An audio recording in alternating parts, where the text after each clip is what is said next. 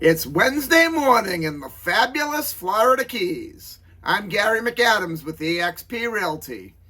We're in for a little bit of foul weather today if you want to trust the weather forecast. They've actually already canceled today's boat races, which that shows we're probably going to get some weather. I don't think we're going to get the major storm that the media is predicting. As usual, the media lies. The best thing you can do during hurricane season or storm season is unplug your TV. They just canceled the boat race for safety reasons. Usually with the heavy winds, one or two of those boats will flip, and we've had a few deaths over the years, so they're putting caution ahead of money, which I have to really admire the city of Key West for doing. But anyway, enough about the boat races, enough about the weather. Let's talk about the important topic of the day, real estate. This is my morning market MLS update video I do every day right about this same time. I report all the new listings in Key West and the lower Keys that have come on the market in the last 24 hours. If you watch this video every day, you will be ahead of most buyers. You'll know about every new listing from Big Pine Key down to Key West the same day the realtors find out about them. I find most buyers wait for a home to come onto Redfin or Zillow or Realtor.com before they inquire, and a problem they often face is by the time those sites put a home live online, they've usually been on the multiple listing service a couple days and all the good deals are already under contract. If you watch this video every day and you see something you like, you can call me right away. I'll make an appointment for us to go see the home, and if you like what you see, we can put in an offer and have you under contract before most buyers ever even knew it was available for sale. You can also get a much more detailed description of these listings if you follow my blog, keywestinvesting.com. I'll put that web address in the description down below. There's a lot more information on the blog, a lot more details of the homes on the blog, things like projected room use, any unique features the home might have. There'll be photos of the inside of the home, photos of the outside of the home. If the home happens to have a pool or happens to be waterfront, there'll be photos of the water view, photos of the boat dockage, photos of the pool. It's just a lot more information that I can cram into a couple-minute YouTube video. Again, that web address is keywestinvesting.com, and it's updated every day from the Florida Keys multiple listing service, including photos. If you like this video and you want to see more and stay current with what's being listed in the Keys at what price, please subscribe to my YouTube channel. While you're subscribing, please click that thumbs up like symbol down below. I do a video just like this every morning. That way you'll be able to know about all the new listings as they come out and how much they're being listed for. We have 9 new listings to go over today. We had a pretty busy day today. Before I give you the information on the listings, the state of Florida's legal department has to butt in and make me cover the boring stuff. The information I'm about to give you comes directly from the Florida Keys multiple listing service. I'm not accepting any responsibility for any of these listings. I'm not claiming any of these listings to be my own listings. And I'm not accepting any responsibility if there's any inaccuracies in the information I give you. I'm simply reading it to you right from the MLS. On a day like today, you'll probably even catch me glancing down a little bit. I'm just looking at my computer screen to make sure I'm reading it to you right. The first one we have is a great house in Key West's Truman Annex neighborhood in Old Town. The Truman Annex is a great location, a very desirable sought-after area for several reasons. Mainly the location. You can walk to Duval Street. You can walk to Mallory Square for the world-famous Sunset Festival. If the boat races were going on today, you could walk to the boat races. You can walk to the Truman waterfront. You can walk to the new waterfront park if you have kids that want to play in the park. If you're in town for a concert, you could walk to the Coffee Butler Amphitheater, walk to all the restaurants and shops. It'd be a long walk out to Fort Zachary Taylor, but it's doable, but certainly a very easy bicycle ride out to Fort Zach. That's a state park, and in my opinion, the nicest beach we have in all of Key West. The other advantage of the Truman Annex is you can rent these properties in 7-day intervals, where most of Key West is a 30-day minimum rental period by law. If you are looking to buy it solely as a rental property, though, I do want to caution you, when their 7-day licenses were issued, they were issued to umbrella out. That umbrella opens in 2025. They're going to be re-voted on to see if they're going to reissue them. So if you're buying it because you really need the rental income, I'd suggest holding off until after the vote. My personal opinion, and I want to be very clear, this is just my opinion. I think the licenses are going to get voted back in and they'll stay, but considering this home is being offered at $3,950,000, I'd rather you don't spend that amount of money based on my opinion if you need the income from the rental. It's a great house. It's a 4-bedroom, 4-bathroom, 2,488 square foot house, which is very big for the Truman Annex. $3,950,000 for that location, the Truman Annex address, and that size house is definitely well worth the money. Then we go to Packer Street in Key West's Old Town neighborhood. We have a 2-bedroom, 1-bathroom, 664 square foot condo. It's being offered at $900,000, which is a relatively low price for a condo in Old Town, I'm sorry. It's only about a 4 or 5 block walk to Duval Street. The one thing I would want to caution on a condo like this, though, is it was originally a house and it was split into about a 4 or 5 unit condo complex. Make sure you take a look at the financials and, most importantly, their reserves while you're in your due diligence period. You want to make sure they have enough money in reserves for any upcoming repairs or maintenance that may happen. Otherwise, each individual owner can get an assessment for the bill.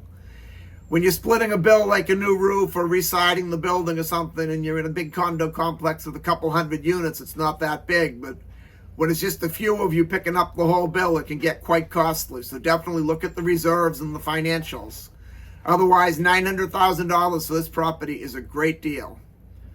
Then over on Atlantic Boulevard, right on the direct Atlantic Ocean, we have a beachfront condo in the Casa Castiles unit. This one's a 2-bedroom, 3-bathroom, 1,940 square foot condo. The condo complex has a beautiful beachfront pool. It's down real low, so it feels like you're sitting on the beach, but you have the cleanliness of the pool, no seaweed, and no tourists in it. It's just the people that live there. Casa Castile doesn't even allow any rentals. It's all owner-occupied, whether they're year-round residents or whether they're just winter residents. There are no rentals at all allowed in Casa Castile, so you're going to always know your neighbors, always know who's next door. That's a nice feeling. Then another condo also right on the beach, just up the street on Atlantic Ave at 1800 Atlantic Boulevard. That's the address of the property, and the condo complex name is also 1800 Atlantic Boulevard. We have a 2-bedroom, 2-bathroom, 1,311 square foot condo. It's being offered at $999,900. A little bit of insider information on this one. It was listed for sale not too long ago for $950,000, and the listing expired without selling. So if you're interested in this one, I'd base my offer knowing for a fact that they would have taken $950,000 just a few months ago. And it failed to sell at $950,000, so I'd offer even less than that. 1800 is a great condo complex. They have their own private beach. They have an Olympic-sized swimming pool. They have a roughly 20-person hot tub. They have 3 tennis courts, one of which is the true Wimbledon-style clay. They have a beautiful garden courtyard setting in between the buildings. They have a library. They have meeting rooms. They have a nice fitness center. Each unit comes with one underneath the building gated parking space, and there's plenty of guest parking over there if you have more than one car or if you have guests coming into town. I've sold several units in the 1800 buildings, and I really like it a lot. That one's definitely worth taking a look at. Then in Key West Midtown neighborhood on Seminary Street, we have a multi-unit triplex. The breakdown is there's a 1-bedroom, 1-bathroom, then another one that they're calling a studio, and the third one they're calling an efficiency. A studio and an efficiency are basically one and the same, but that's how they're breaking it down in the listing if you look at the blog, keywestinvesting.com. Also, if you look at the blog, keywestinvesting.com, you'll see that they call it a renovation fixer-upper project, so it definitely needs a lot of work. When it says renovation right in the listing, you can rest assured it's definitely very rough. At a total of 3 bedrooms, 3 bathrooms, 1,268 square feet, and they're asking $1.3 million for a renovation project. In my opinion, that's very overpriced, but that's just my opinion. Then on Stock Island on 7th Avenue, we have a 3-bedroom, 2-bathroom, 1,109 square foot concrete house. Stock Island's very popular amongst the Key West workforce. It's a little bit more affordable than Key West itself, and you can drive to downtown in probably 6 or 7 minutes from this house. It's being offered at $779,000, which is a good opportunity to get a house so close to Key West at that low of a price. It's definitely worth taking a look at. Then we go up to Cudjoe Key to an area called Venture Out on Spanish Main Drive. Venture Out's a very unique area. If you watch my videos regularly, it's probably going to be no secret when I tell you I personally don't care for it, because I say that every time a listing comes up in Venture Out. I'll start with the good features. It does have some good features. The biggest feature of Venture Out is for an investment rental income property. You can rent these units one day at a time, where most of Monroe County is 28-day minimum. I know I said earlier Key West was a 30-day minimum, but that's the city of Key West. Unincorporated Monroe County, which is the lower Keys, is a 28-day minimum rental period by law. They have 24-hour gated security, very tough to get in there if you don't have business in there. They also have a security guard walking or riding around in a golf court 24 hours a day. They have a full-size marina, boat ramp, ship store, fuel dock, bait and tackle shop. You can get soft drinks, beer and wine, sunblock, t-shirts, hats, fishing equipment, all the goodies you need for a day out on the water. There's a full-size regulation tennis court on the property, a regulation-sized basketball court on the property, a pickleball court on the property, a shuffleboard court on the property. You have a lot of amenities, but I just don't see the money. I can't justify the money they're charging. This one is a 2-bedroom, 2-bathroom, 773 square foot mobile home, so basically a trailer. And they're asking $539,000 for it. I've run the financials on many Venture Out units. I'm very familiar with them. I have one gentleman that wants to buy anything he can with a transient license, and then he amended that. Anything he can with a transient license except for Venture Out. On the average, your gross is about 4.5%. Then by the time you pay your management fees, you pay your HOA fees, you pay your property taxes, you pay your insurance, you pay your maintenance, your wear and tear on the property, your cleaning fees. You account for some year-round vacancies, throughout the year, some vacancies. Your actual cash-on-cash net return would be 2.5%. If you're real lucky, 3%. And you can do so much better than that in other areas in the Keys. I just stay away from Venture Out. But again, that's just me.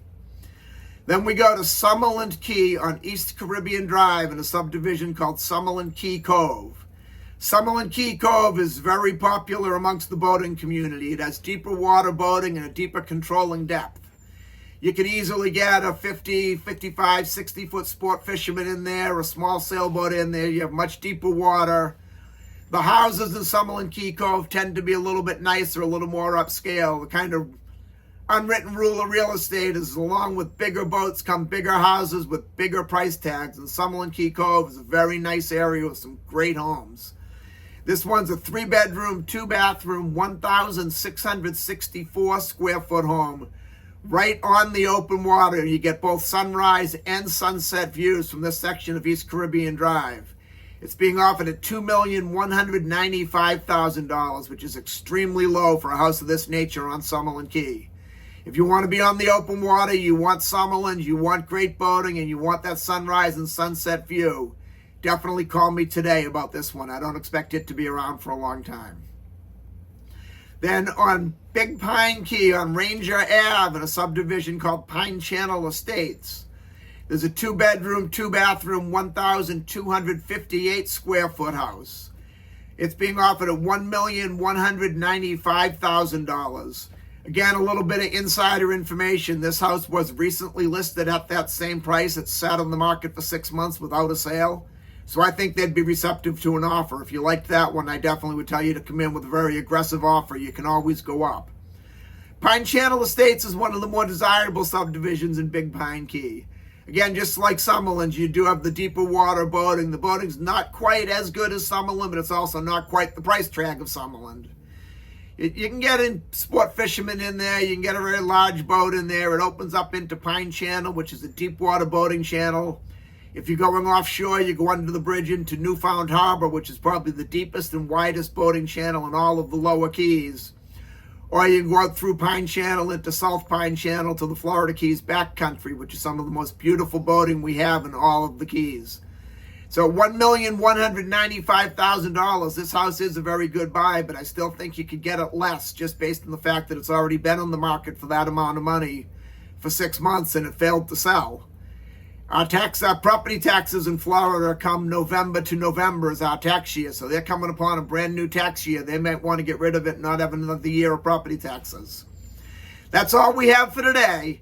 If you want to take a look at any of these homes or any home anywhere in the Florida Keys, give me a call at 305-731-0501.